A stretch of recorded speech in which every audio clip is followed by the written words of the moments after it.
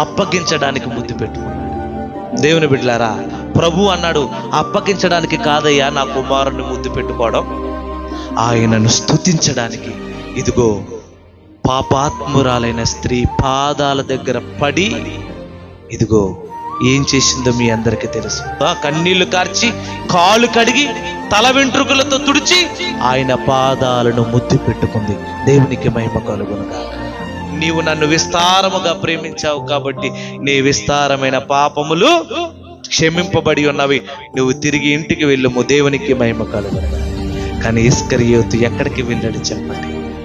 ఒక నిర్దోషిని అప్పగించానని పశ్చాత్తాపపడి ఏ ధనానికైతే ఆశపడ్డాడో ఆ ధనాన్ని ప్రధాన యాజకుల దగ్గరికి, పెద్దల దగ్గరికి వెళ్ళి ఏమంటున్నాడు తెలుసా?